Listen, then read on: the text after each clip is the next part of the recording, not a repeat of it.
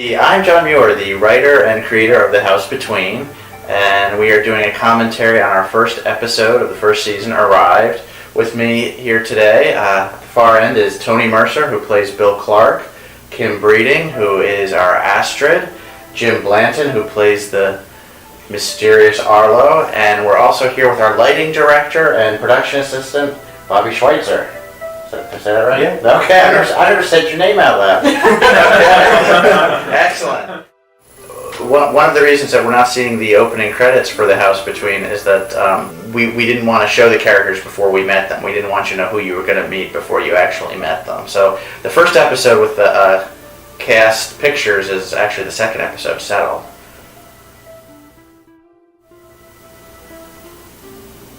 Look how nice this looks on actual television. Yeah, that's really cool. As opposed to the internet. Much different. Yeah, I've been watching on Google Video, so Oh, that blows it all up and it's all pixelated. Yeah, the encoding that they use on the Google Video is terrible. It's much worse even than video. The VO one.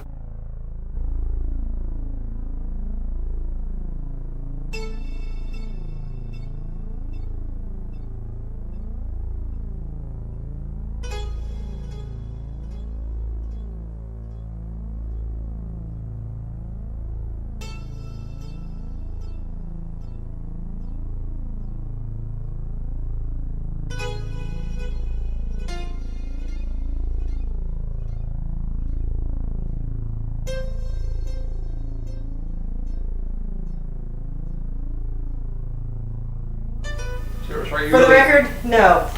Kim was naked. Not naked. She was naked. Completely. Strapless bra. She was naked and there were 50 people standing there watching. I was in the room at her insistence. 7 hours after a net came. I learned something about myself that day. Oh. And there's the burned hole in the carpet next to the lighting co-directors. The very first shot of The House Between, the light fell over and burned the carpet. It was a rental. It wasn't so much burn as melt, so. It was melting. It was melted. Oh, pan. Somebody's in there. She smells something bad coming from the bathroom. All I have to wear is this belt. Now, this was funny. I remember when I was editing this, that shot, it looked so pretty. I had to cut to her hand there because Rick's camera slid by overhead in that shot, and you could see it. Rick is our DP. We had two cameras positioned here, and his camera just like scooted by overhead at one point. I thought, oh, well, I've got to cut into it. I like this shot. There's a little tilt there. Now, things are a little askew. There's Bill's room.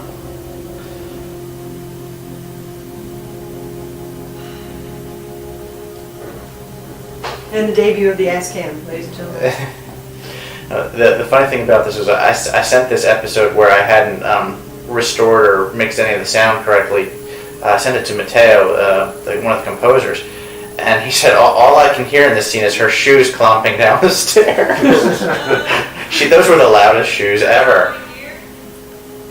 They're very 70s.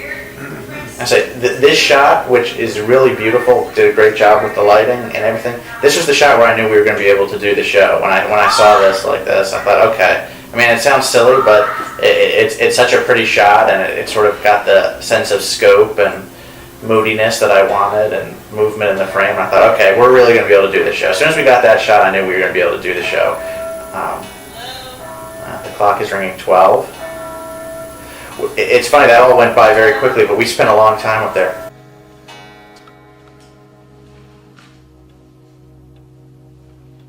We're about to meet one of our beloved characters. The kitchen. The kitchen is a character. Okay, this was one of my favorite shots. We did this about 5 times. Don't touch my stuff! Yeah, we practiced that throw there the night before quite a bit, and I knew I was in trouble at that point. It's like I kept going against the wall like that time. Sure, move it. I should say we were shooting this on June 4th, 2006. That was the date. The official birthday of course. Cabinets, the pantry, everything. Jim's debut as Arlo. Nice. Really nice.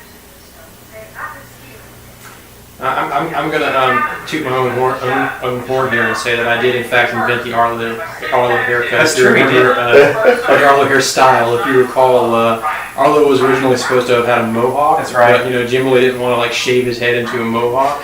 And So the idea was to do a faux hawk where we just pushed all his hair up into the middle into sort of like a fake mohawk, but I knew how awful that would look as the only actual former punk rocker in the room, you know what I mean? and in my formative years, so I quickly developed the Arlo hairstyle that you see here. Much to my eternal gratitude. Now that can I'm eating there is a concoction I think John created. It's like carrots and beets maybe. But I kept having to eat it. I don't know how many of those cans I actually went through, but there was a lot of... There was a lot. 'Cause It was disgusting. I like Jim to suffer for his art. Yeah. And I suffered. I originally asked Jim to actually be bald. That's for right. this. That's right. So it was bald, mohawk. And then Sid Vicious that's was right, right. yeah. We talked about Yeah. Sid Vicious. The spikes or whatever. Yeah, it's funny. The Arlo character certainly soft. I wonder if it was the hair that made him softer. Yeah. But it's such a striking look, though. Yeah. I mean, Jim's features are just loan themselves to that style so well. You know what I mean? Well, he's got great bone structure. I mean, just unbelievable cheeks there, so to speak. At least the cheeks I'm aware of. But it's funny. He looks like he's 18 there, and he's actually much older than that, and That's right. he still looks 18 when he dresses up as Arlo. Yeah, make it. You told him so kind of sore. It's all the great marks. What are you eating, Jim? I think it's carrots or beans or some combination thereof at this point. I think it was carrots. Maybe it was I carrots. seem to remember that. And I mean, seriously, I kept having to, because you got to realize there were several takes of You this, did and the whole can. you're right, Yeah. easily. It's funny going back and looking at this after we've done all of the various stagings we've done, having shot 2 seasons of this. It looks very good and very clear on the television, but it is funny how it looks a little more. The staging looks a little more two-dimensional than what we ultimately got to. Eventually, where we got more scenes that weren't quite so static as this, as we learned how to do things. But you two were great. I knew here we really had a show because I thought you hit it off and had a lot of chemistry together. The doors, front and back, they're locked. This is really not funny. Hi, everybody's had your little joke. I woke up naked. I'm wearing hands. I'm not my clothing. I kept doing these cutaways to enhance the mood because a lot of people were afraid sort of that it was going to be kind of slow at the beginning, as you were getting to meet people and, in this empty house with no furniture. Did my camera just go off? Look at that hip switch right there. Yeah. As I remember, we shot She this was chronologically, working. right? Like, was this the first dialogue scene we did? I think it was. Yeah. Wait, hold on a second. I keep monologuing. Well, I can do that all day, as we all know. Okay, we're still good. Seeing like that reflection, I never saw the reflection of the universe in the window before watching it on my computer screen either. So Oh, really? yeah, just like little stuff I missed. The Eye of the Universe. Well, we didn't mention the great special effect Rob Floyd did for the frozen hands. Yes. Very convincing looking.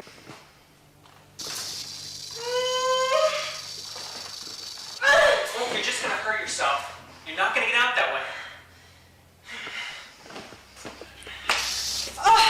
What is this? What's happening? I don't know. But if it's a kidnapping, it's the weirdest one I've ever heard of. How long have you been trapped in here? I can't say for sure. I told you the clock chimes 12 every hour. But I know I've been here a while. And you've never left the house, and no one's ever come in. Well, you came in, didn't you? And the others. That's why I took the kitchen. Because I don't know how long we're gonna be here. I can't believe this. I was supposed to be at the recording studio at noon today. I put my last 2 paychecks into running that goddamn place. Don't get mad. I'm still eating. Yes. There's the midnight clock, one of the icons of the show. She's heading off into the sunroom, which I don't actually... Well, no, I guess we do see it in the first season. I think it shows up and visited briefly. Teresa walks out there to check the door when the outdwellers have arrived, but it's... people only go into that room when there are outdwellers there. That's the in the second season, we went out to the sunroom, but it was also in an outdweller episode.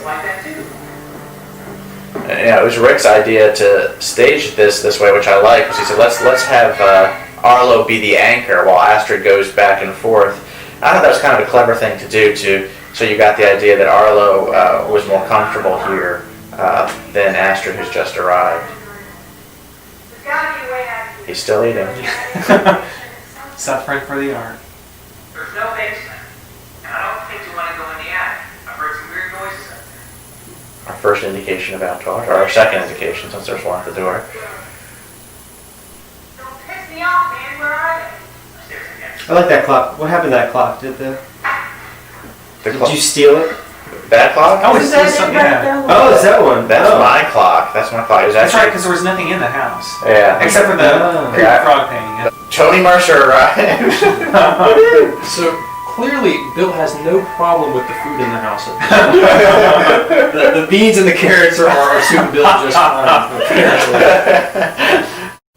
Okay, so Astrid and Bill meet. We know they're destined for a tumultuous relationship. Alright. Want to help me with the window? Between the two of us, we might be able to get some leverage. Astrid doesn't want to give her name. Little man downstairs isn't playing with a full day. I think he's been here a lot longer. So this is a difficult shot to light because we're kind of standing up on like a little seat at the end of the hallway. So John is filming from right there, and either Kevin or I were standing above him with the light kind of pointed back at the ceilings to dampen it, and it was uncomfortable and warm. Yeah, that's very close to the end of the hall. You must have been right on top of him. Yeah. So we're supposed to be looking out a window, we're actually looking at the light guy's crotch. Right. Basically. John's smiling mug. Okay, Tony's giving a science spiel. The first of Many, right? I have to admit, I must have cut this scene a billion times. We really shot this several times. And all the stuff actually through the window, that's through the window, we shot on the last day, the 10th of June. After we finished shooting the final episode of the season, Departed, we did all the exterior shots. We just got people back into costumes and filmed, and it matched pretty well. Did it start to thunderstorm on that day as like you're out on the roof? And Yes, that's the dark clouds roll over. One of our reviews said that the rules of filmmaking is like you're supposed to have lots of things on the wall. You're never supposed to be staring at a blank wall. And like all we see in the show is blank wall. But the reviewer said it actually worked for us. So it's kind of stark. Yeah. But this is actually one of my favorite setups right now. We moved up a little higher, and we have our two actors in the foreground, but we have the depth of focus, and somebody is going to emerge. And this is one of Lee Hansen, our Travis Crabtree arrives. But the thing I love about this, and this is a thing we seeded into the show deliberately, was the fact that you're watching this right now for the first time. Say you don't know what room really Travis is coming out of, or what he was doing there. He's just sort of stepping out into the light. But you go back and you watch the episodes later after you're familiar with the layout of the show, and it's pretty clear he's coming out of Astrid's room. You say, well, what was he doing in Astrid's room? And there are a lot of clues to sort of what's going on in this first episode. We took special pains to make sure we thought about those things. Where would Travis be? What was he doing in her room? Things like that.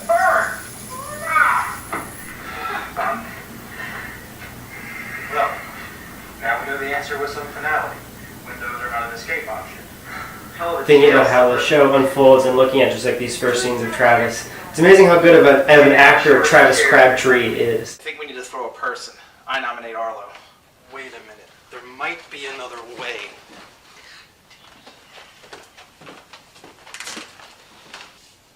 Well, I have to admit, Lee did take me aside several times. Oh, I have to say, I love this shot. It's pure simplicity. I stay in the same place and just pivot 3 times, but it's very effective in a small room. But I like that shot. But no, Lee took me aside several times and said, why am I doing this?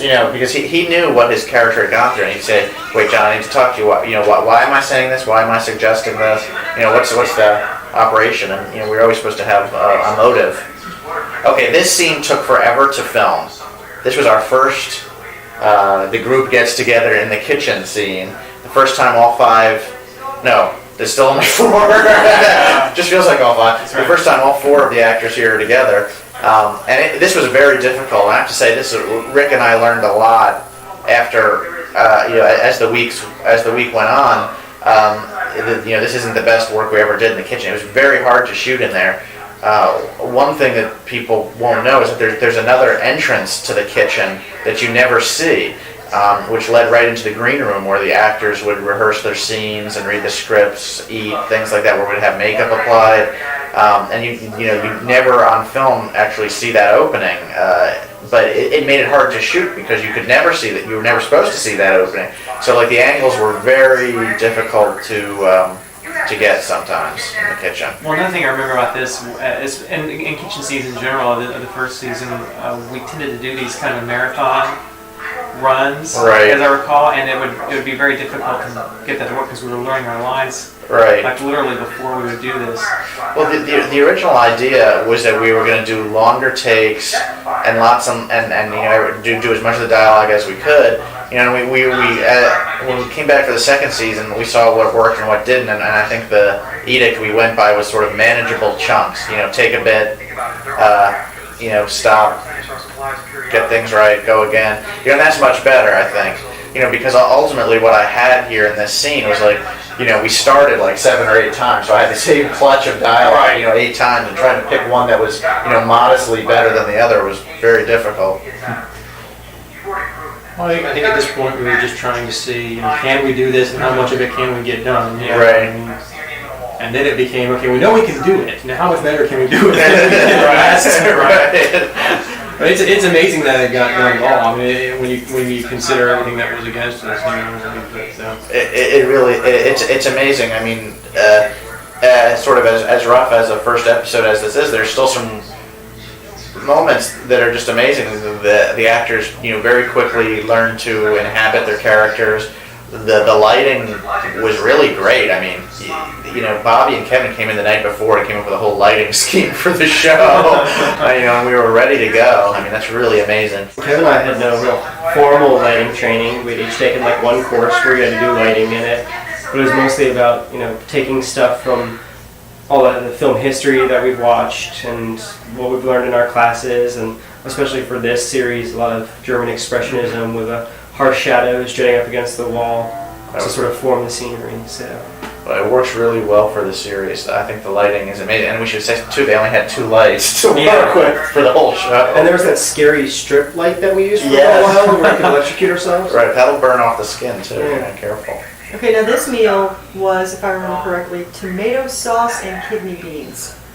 Yeah, John actually mixed this up I to did. make it worse than it actually was. This was a special concoction. I think did I offer to pay somebody if they'd actually eat it on screen? And then Tony did. No, I think was it We Lee? all I thought, ate it. but Lee really went to town on it. That Hanson. Hanson. There you go, he drinks it. Yeah. That's right. Now here's a nice little flub in the back. You can see like the ladder out in the sunroom right there. Oh. Yeah. We did our best, that's for sure. This was late at night already at this point, and we were starting to get a little screwy. This is a portion of the episode where there isn't as much coverage as I would have liked. We covered Lee extraordinarily well, and he's important in this scene. But there's not good coverage on Arlo and Astrid for some reason. We probably need to go back and do it a 3rd or 4th or 500th time, whatever we did, and make sure we had the coverage. When I got to the editing, I was really bummed because I didn't have, I had these interesting shots like this high angle shot and such, but we didn't have a lot of coverage on Arlo and Astrid, and I remember thinking, what on earth am I going to do?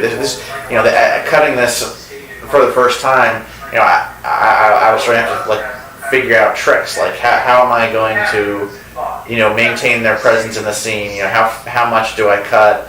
And I think if the script is cut anywhere, that is actually a view of Astrid from the upstairs hallway that I cut in there to keep her to keep her present in the scene.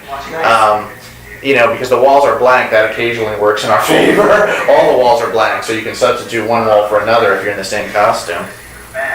And I remember there being a big deal about this bottle too. It was a one-shot deal. That's right. Breakaway bottle. Most rich people I know aren't quite so showy. Oh gosh, I didn't back my bank statement. I guess you're just gonna have to trust me. Besides, how many rich people you know, Grunt? I'm just saying that if this was a scientific experiment, there would be a control.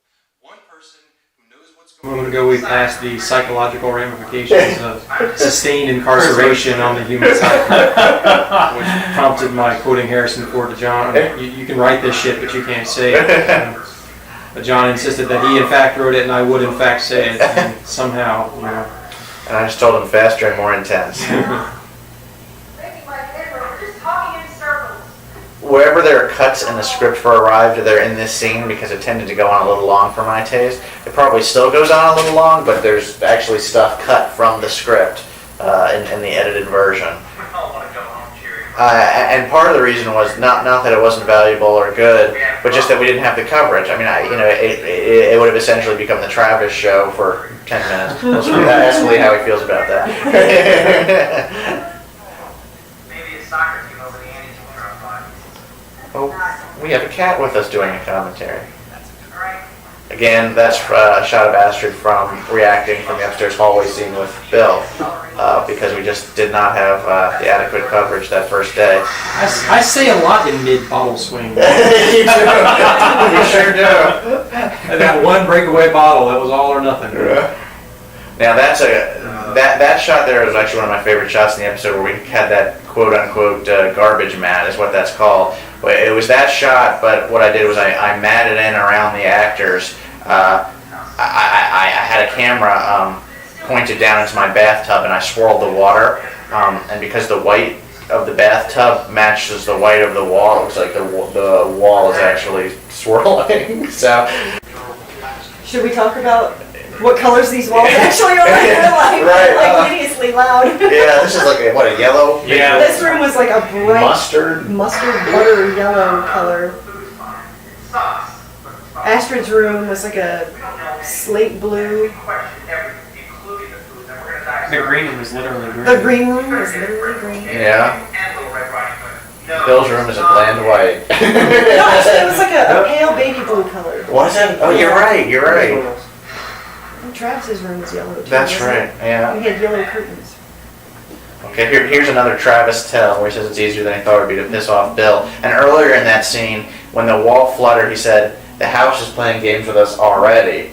And we debated back and forth, was that tipping our hand too much that Travis said that? Would people say, huh? Do we automatically get it? Now, this is an interesting scene because we shot this on the day we shot Arrived, this scene originally, but it was 1 a.m. when we were shooting it, and it was a very difficult and lengthy scene, and we all had learned a lot by the end of the week in terms of behind the cameras, in front of the cameras, everything, and I think everybody thought they could do it better, which we all could, and we went back and we shot this on the 10th of June as well, and it turned out to be a very good scene, I think.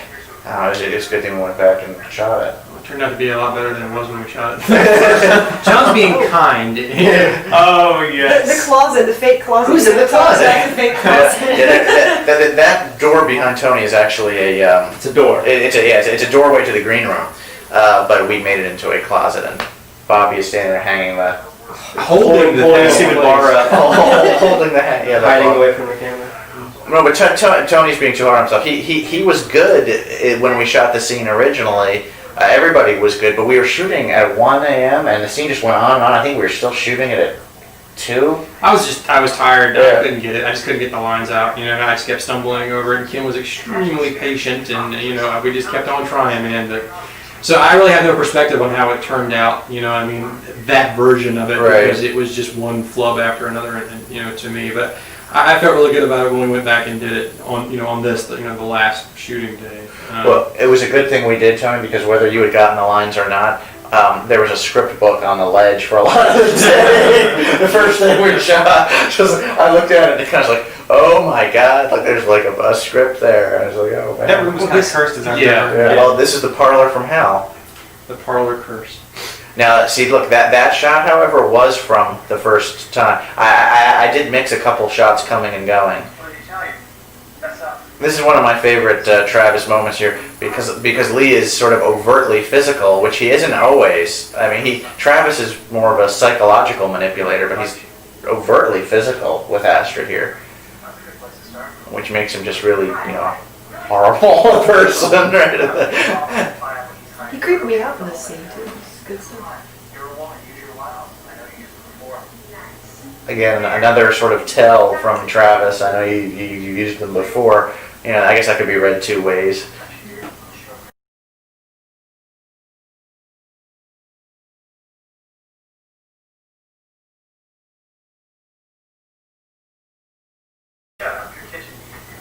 See, with Travis being so mean to Arlo, already we've got sort of the innocent, wounded Arlo. Right? Yeah, I originally thought it was going to be a lot creepier. That was kind of what I got from you, and it didn't really turn out that way. No, Arlo was originally a much darker character, I think, and you can kind of see that line going through some of the early episodes, like Positioned, where he stabs Bill and such like that. But you know, as soon as there's the moment in Settle where he said he trusts Astrid, you know, it's kind of like, okay, he's a good guy. The die is cast at that point. It's telling that, you know, for people that I've talked to that have seen the show or whatever feedback I've heard, there's really only one person I've ever heard sort of write Arlo off after the stabbing and say that, you know, Arlo's not a good guy. The sympathy definitely seems to be with him. I mean, even though he does sort of freak out and stab Bill, it comes through that he's just a disturbed young man. But you know what I mean? Ultimately, he's a good kid down deep. But that's what I've begun to think of as the gym filter. It's like pretty much anything you write for Arlo, once it goes through the gym filter, it just totally works. You know what I mean? It works, whatever it is, it just works just the right way. You know what I mean?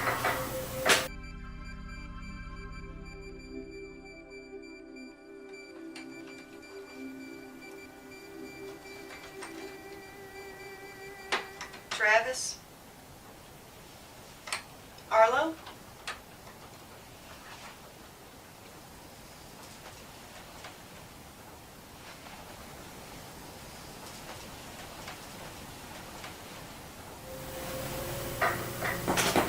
This was the end of the night. God, it must have been really late. This was late. Yeah. And Alicia, our fifth cast, all day to do this. To lay in that filthy, scary, creepy crawl space. To fall out of the crawl space. It was really, really scary in there.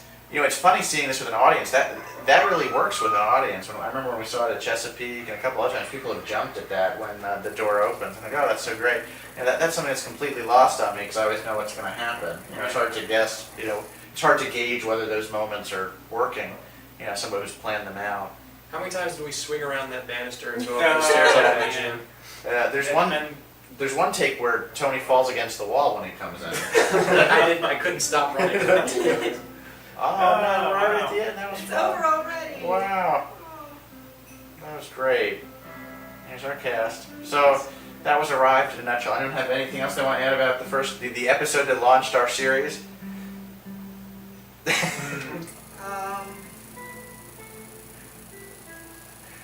It was good, solid work, but it wasn't our best work. No.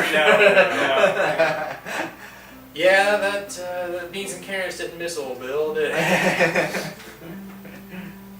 You know, it was a tough script to write, that one, just because I was having to imagine people who had, you know, I was having to imagine you all do roles I'd never seen you act before. I was having to imagine who these characters were.